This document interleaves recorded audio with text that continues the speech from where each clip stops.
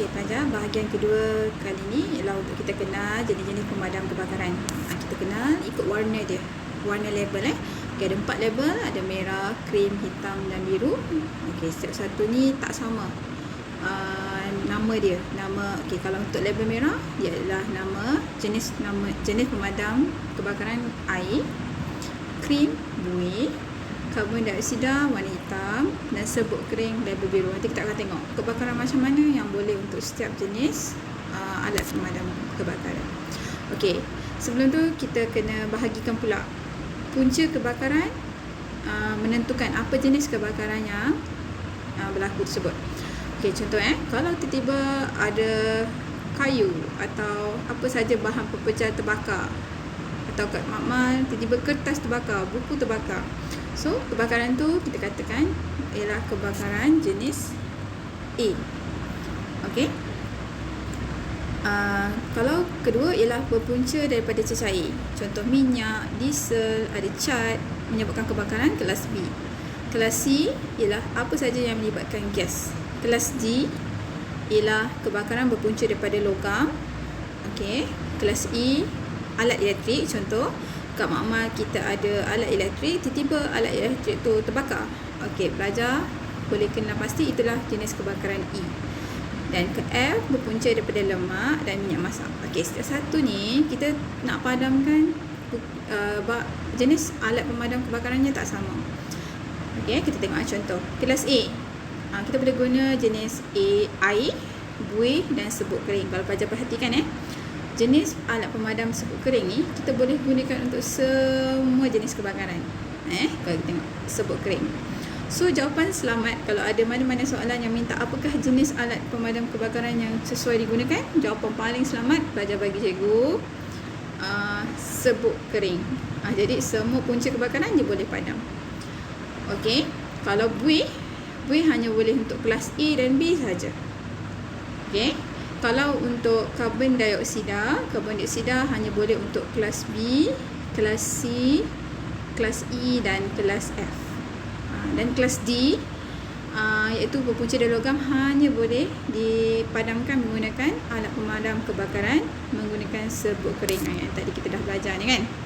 Serbuk kering, kalau serbuk kering tadi label dia ialah biru. Jadi alat berlabel biru ni kita boleh gunakan untuk semua punca kebakaran. Okey, ini tadi kita dah bincang. Kelas A, kelas B, cecair. Kelas C, gas, apa saja jenis gas. Kelas D, punca daripada logam. E, menyebabkan alat elektrik, plug kita ke tiba kita punya apa sajalah alat elektrik di makmal terbakar, itu kelas E. Kelas F, kalau minyak masak yang ada di rumah kita tu, lemak, tu kelas F. Okey, ada satu lagi alat pemadam kebakaran kita namakan pemadam api ABC. Serbuk ABC ni juga jawapan selamat untuk pelajar jawab sebab dia boleh digunakan untuk memadam semua jenis kebakaran kecuali logam dan gas. Kecuali yang disebabkan oleh logam dan gas. Okey. Kelebihan yang ada pada pemadam api ABC ialah dia tak bahaya kepada kita manusia dan juga haiwan. Kedua, kalau berlaku tumpuhan di atas tanah juga tidak mencemarkan tanah dan mudah diselenggara, senang dikendalikan. Okey, dan terakhir sekali selepas digunakan dia menghasilkan kelembapan yang lebih lama. Maksudnya kalau kita dah sembuh pada satu kawasan kebakaran, kawasan itu akan kekal lembap dan tidak akan mudah terbakar semula. Okey, selain alat pemadam kebakaran, tiba-tiba dekat makmal tak ada alat pemadam kebakaran. So, kita ada selimut kebakaran.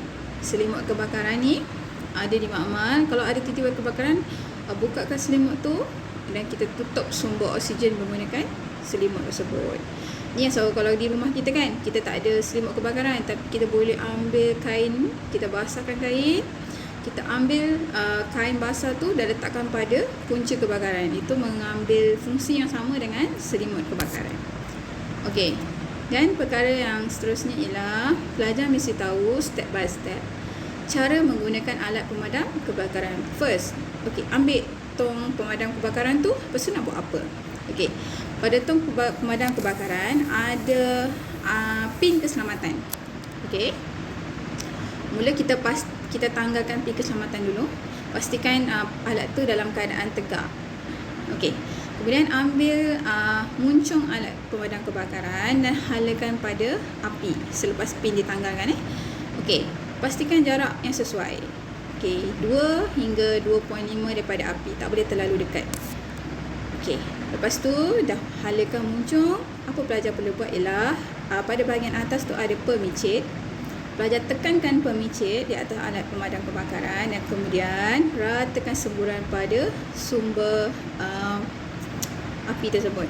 Pelajar semua kena tahu sebab kita tak tahu bila kemalangan boleh berlaku. Di makmal ada alat pemadam kebakaran. Kalau katakan kecemasan, pelajar terpaksa kendalikan sendiri alat pemadam kebakaran, pelajar mesti dah tahu caranya.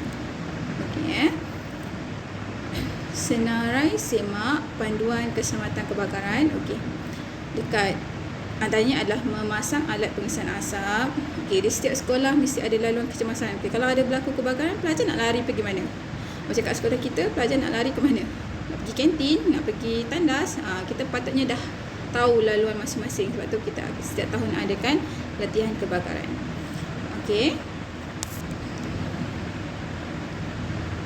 Ini langkah-langkah biasalah. Ini yang kita biasa. Ini cikgu tak perlu terangkan. Okey. Yang perkara berikut ni penting. Okey. Biasa dekat sekolah ada alat pemadam kebakaran. Tapi macam mana kita nak pastikan alat yang ada di sekolah tu masih berfungsi dengan baik? Apa maklumat yang mesti pelajar tahu dalam setiap alat tersebut? First, di setiap alat pemadam kebakaran mesti ada ditampakkan pelekat pengesahan dan kelulusan daripada Jabatan Bomba.